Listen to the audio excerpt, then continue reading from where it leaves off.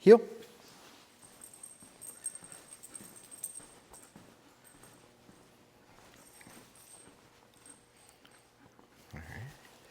All right, well, here we are back again at Animal Training Development Center, and today we have with us Bella, and Bella is about a 7-month-old doodle, as you can see, a Bernedoodle, and she is taking our Alpha program. Today is day 5 of her 10-day program as it comes to the daycare training portions, and she's had 1 private lesson, so 3 more of those to go before we'll be finished.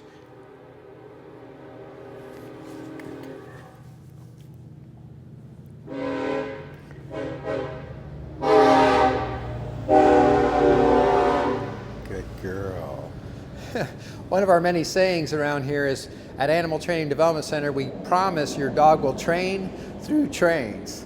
So we have train tracks close by. You probably couldn't see the vibration in your video, but I assure you our building shakes a little bit when they go by. And as you can see, Bella has indeed learned to train through trains. We always say distractions are to dog training as weights are to weightlifting. And so if you think about a person that's super strong, they can lift a lot of weight. And if you think about somebody that's not very strong, they can't lift much weight at all. And when it comes to training, it's the same thing, except if your dog can hold a sit through high levels of distraction, that's a very well-trained dog. And if your dog can only sit for treats in your living room, not so strong. So we're building her endurance both physically and mentally now through these commands that we're working on, and we thought we'd show you those. First thing we teach every dog is this, what we call unspoken command. It's just the concept that if I start to walk around the room, a dog should never get to the end of the leash at any time for any reason. So they could do whatever they want aside from get to the end of the leash. They can lag behind a little bit and sniff around. They could walk ahead a little bit and look around. They could go to my right, they could go to my left. They could do just about anything they want except get to the end of the leash, and that's the unspoken command. We recommend you practice this a lot around the house to begin with, and I know it sounds silly, but just to put a leash on your dog inside your own house and start to walk around as if you were taking a walk around the block. But the nice thing about starting off that way is that you can control the levels of distraction around you, whereas outdoors, walking around your block, just don't know when the big next distraction is about to appear, maybe around the corner with somebody else walking their dog or what have you. As I walk around here, right there I caught her getting near the end of the leash, and again, without saying anything, I'm just proactively tugging in the opposite direction that she's going. In the event that she does get near the end of the leash, I'm just going to give a proactive tug in the opposite direction she's going, getting her closer to where I'm at so that we keep that loose connection. And that's really what this is all about, is that we want a dog to kind of keep enough of a loose connection on you physically and mentally to where they don't get to the end of the leash at any time for any reason. So we walk around just like we are. We could add distractions just like we could add weight to a bar. If we're lifting weights and getting stronger, we can put more weight on the bar. I could add more distractions as I go around the room, and you could already see that we've got some toys on the floor. I've got a very strategically placed favorite distraction here with this dog that we use a lot, and this dog actually talks. We'll show you that in a minute. We've got a station over here. We call these different stations that you could practice around of toys here, and the one that we're going to add now is a treat station. So this idea of the treat station is that we just take a nice bowl of treats here. Going to take the lid off so it smells really good. Inside we have a variety of different treats that smell really good and probably taste really good, although I'm not going to partake myself. We're going to put this right over here. Good. And you can see already that she's pretty interested in that. And now we're going to take her out and practice some training around these distractions. Bella, sit. Good girl. So when we give the sit command, she's supposed to sit and keep sitting till we tell her to stop sitting. You can say stay here if you like, although I don't often use that word stay. I competed in a sport called Schutzhund. When they heard somebody say stay, they would take points off their score. One day I finally got enough guts to ask one of the judges, why do you do that? Because I learned to say stay with every dog I trained up until that point. And they told me, tell your dog to sit, and I did. And they said, tell your dog to stay, and I did. And they asked me, what is your dog doing differently? And I thought about it, and I'm thinking, well, no, sit. She wasn't doing anything differently. She was still sitting. And so I said, nothing. And they said, that's why we take off points. So if you think about it, when you tell your dog to sit, then when I say stay, is there really anything different happening? And the answer is no. But if you want to say stay, go ahead and say it once, but don't do this. This is where I will draw the line and say you're making mistakes. If you're doing this, stay, stay, stay. I see this all the time. Stay, stay, stay, stay.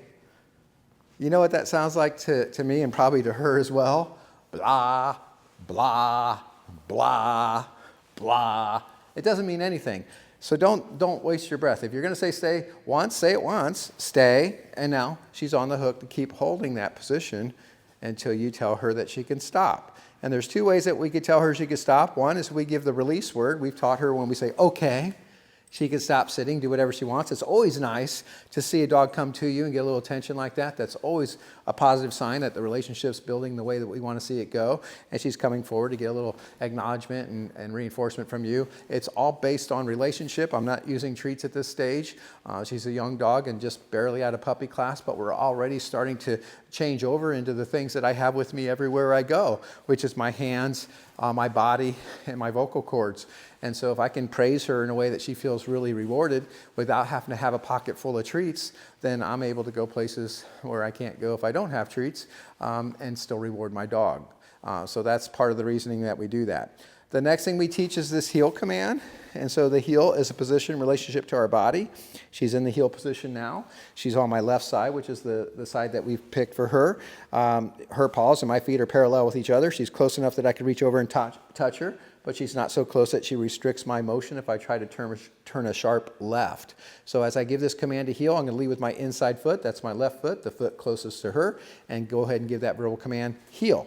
Now as I give that command, she should fall into place and stay in place every step of the way and stay focused on me every step of the way, no matter where I go or how fast or slow I go or no matter what's in our path as I go. No, heel. She can't sniff the ground like she just tried to do. She can't be too far ahead, and when I say can't be too far ahead, she shouldn't even be a few inches too far ahead. She can't be too far behind, and there again, no, heel. Good. She can't even be 2 inches too far behind. She can't be too far to my left, and that's right, no more than 2 inches too far to my left. And she can't be too close to my right, like she was right there. She should never be in your way. If you're trying to turn into her, she should be in a position where you can turn into her. If you want to turn away from her, she should be able to turn with you. No heel. Good. And when you stop, very nice. We're looking for a nice automatic sit. So the heel starts with a sit, and you're going to get in position. So the first thing you'll do is go ahead and tell her to sit. She's already doing that. I'm going to get into that heel position. And then think about it. If I lead with my outside foot, she should stay put. You can say stay, but I've taught her even if I don't, if I lead with that outside foot, no, not yet. She's trying to show her next thing. If I lead with that outside foot, she should hold that position. There we go. Good. And then with the inside foot, heel. I'm going to give that verbal command to heel. And even if I hadn't, because I've done it so consistently, no, heel. She would be watching me and paying attention that if I did lead with that inside foot, even if I didn't say the verbal word heel, see if I'm right. Good. She got right into position. And this tells me that she's not just listening. No, there you go. She's not just listening to my commands verbally, but she's watching my body language physically. See that? Holding. So that she could stay that much more focused on me. Very good.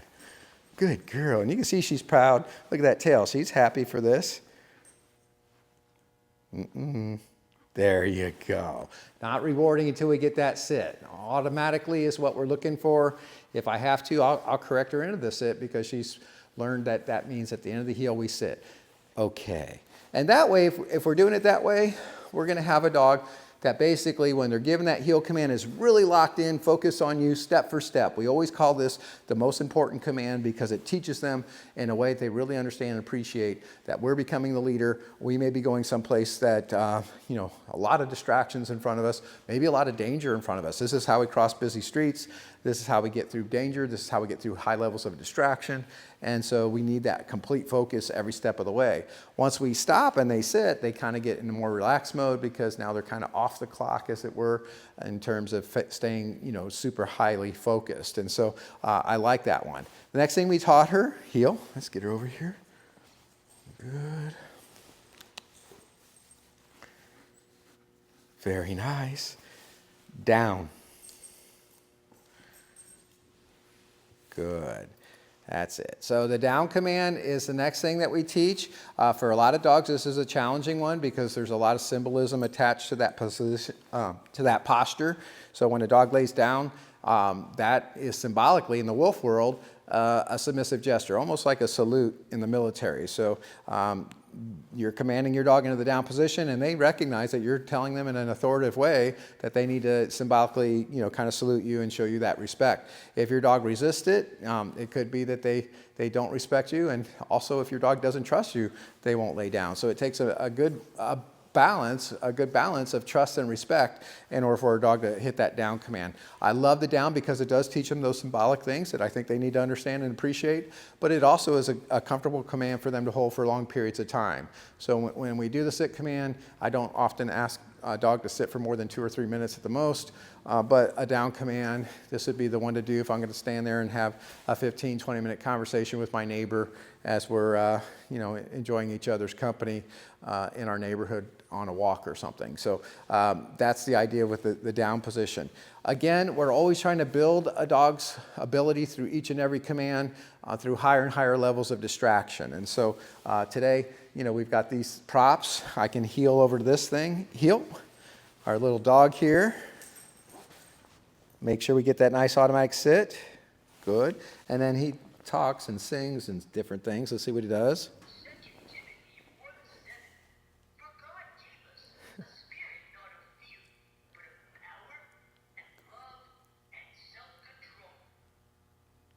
Good girl. Heel. So you notice, even though her head was turning back and forth in a really cute way, I wish I had a different angle of the camera for you to see that. She was very curious watching that dog talk. No, sit. No, sit. Good.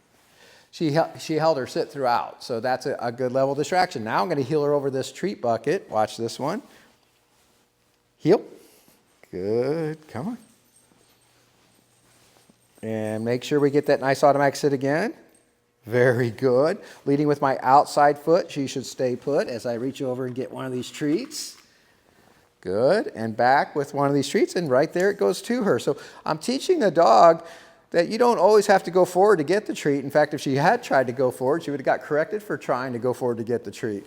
It wasn't until she sat that I was able to teach her that sometimes in life, the treat comes right to you, right where you're at. So you saw that just holding that sit, she didn't have to do anything. It came to her. Good girl. Heel. And these are the kinds of techniques that are really good to use. Sit. Good. And down. Good girl. These are the techniques that are really good to use early and often in your training because it starts, oops, no, down. And that's how you fix it if they break the down position. So I had to get her into the SIT, but it wasn't the SIT command that she broke. When she got up from the down position. So I said no, and then I positioned her so that I got her into that SIT by just lifting the leash up and behind her head. And then I was able to put some forward momentum on the leash to help her back into that down position. So it looks like no, down. That's the proper way to do it so that way she's understanding the word no means that she made a mistake, and then the word down, of course, being what she needs to do to fix that mistake. And that's with every command that we teach. You always say the word no with any pressure that you have to put on the leash in order to get the dog back to the right position, and then you repeat the word that they were supposed to be doing in the first place, whether that be sit, down, heel, or come. So that's where we're at so far with her. We still have some other commands to teach. We're going to be working on the HUP word, which she's already learning to get in and out of our vehicle. We're going to be working on her crate command to get in and out of a crate on command. We're working on the place command soon, teaching her to do that. And of course, working together with you, the owner, in order to get you guys working together super well also. So I hope you enjoyed the video, and we look forward to seeing her again soon. And as always, we'd like to wish you happy training. Okay, good girl.